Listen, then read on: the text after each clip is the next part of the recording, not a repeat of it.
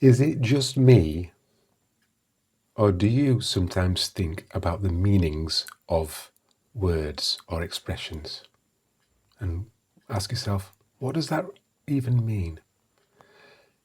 For this video, I'm looking at the expression dysfunctional relationships. I was thinking about this expression a couple of days ago, and I came to a bit of a realization or a bit of a discovery, or I made a decision about what this expression really means. And I'll share with you that at the end of the video. Dysfunctional relationships.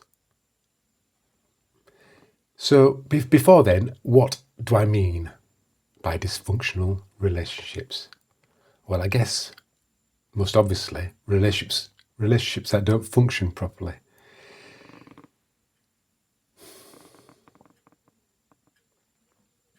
Relationships with friends, siblings, family members, lover, partner, spouse, and relationship with yourself. All those types of relationships, important things. What does it mean for a relationship to be dysfunctional?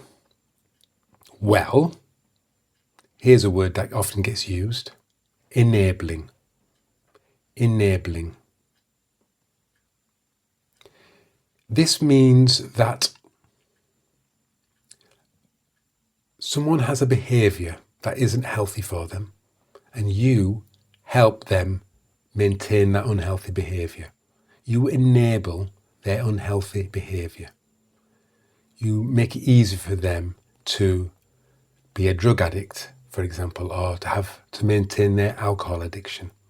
So if you're parents of somebody with a drug problem, you might let them stay at your home. You might give them money. You might do things to help when really it's hindering. That would be called enabling. And yeah, I can see how that could be dysfunctional. Another word which is the opposite of enabling is disabling.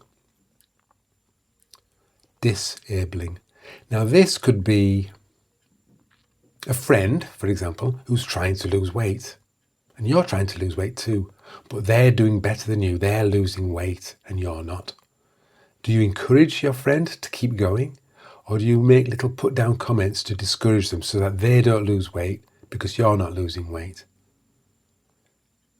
Now, that doesn't sound very nice, but people do this unconsciously sometimes without realizing it. Somebody could be trying to start their own business, make a go of it, and they work with you in the same job, and they're trying to start their own business, and you're discouraging them because you have the crappy job. Why shouldn't they have the crappy job? Or you could both be starting your own business, and one person, your friend, is doing a lot better than you. Their idea has taken off. They've been offered a book deal. It's really going well for them. Are you happy for them? Or would you rather they stayed small like you did? This is disabling. Or how about controlling? Not giving someone space, not letting them see their friends, not letting them pursue their hobbies, all in the fear that they might leave you behind. They might not want to be with you. They might realize that you're not such a nice person. Whatever it is that you fear, so you control. You love them so much that you have to control them.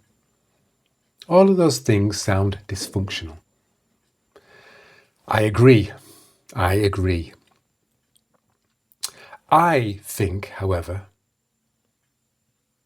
that all relationships are dysfunctional, one way or another, especially the relationship you have with yourself. And we just have to outweigh, the pros have to outweigh the cons. Is what's good about the relationship more important than what's bad about the relationship? But I think that all relationships are dysfunctional. After all, none of us are perfect. No person is perfect. So how is it possible that two imperfect people can create a perfect relationship? So all relationships are dysfunctional, have some kind of imbalance. One person is into the friendship or relationship more than the other. One person's a bit more controlling than the other. One person's a bit of an energy drain more than the other. One person is more optimistic than the other, etc. They're all dysfunctional. It's just whether or not that dysfunction is a problem. That's how I see things, anyway.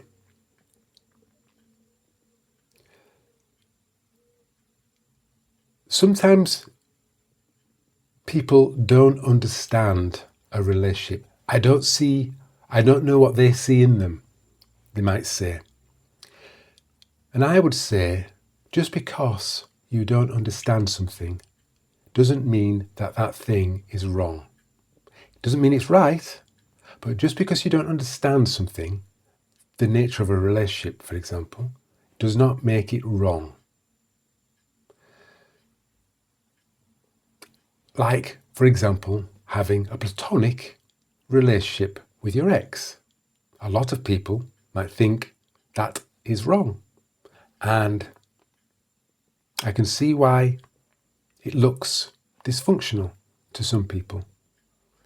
But it's all on an individual basis, I would say. All on an individual basis. If you're having doubts about a relationship, then get some guidance or advice from somebody that cares for you, but somebody that's wise. Someone that's wise.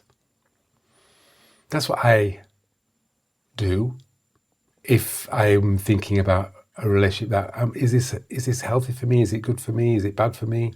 I'd get some advice, but I'd also listen to my own individual counsel, and I'd look at the pros and I'd look at the cons.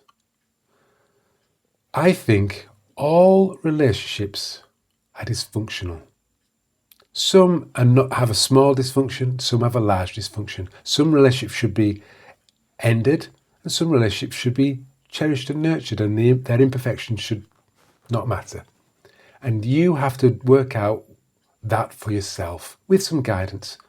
There's no simple answer to these relationships. I'm an individual, you're an individual. We create unique relationships with other people. And that's why it's so magical having a relationship with somebody, because it creates a unique third entity. And those third entities are unique as well. And dysfunction appears. Do the pros outweigh the cons? Do the pros outweigh the cons? For some reason, I wanted to do a video about that today. Some of my relationships are with exes, platonic, and sometimes people don't understand them, which is their prerogative, but that doesn't mean that the relationship is wrong necessarily. Doesn't mean it's right either. Self-awareness is very useful, and just seeing what's what, very useful. And honesty, and listening to others, and also continuing with something that even you might not understand what the relationship is, but if you trust that it's okay, then that should be enough. I did a video about self-awareness. I also did a video about message to an older me, where there was something I wasn't understanding at the time, and now I see more clearly, and I will link to both those videos here. Thank you for watching this video. Maybe I am the only person that thinks about dysfunctional relationships. What does that mean? But maybe you think about it too. Any thoughts you have about this expression, dysfunctional relationships, or relationships in general, will be welcomed. Sound check on a wet looking Friday.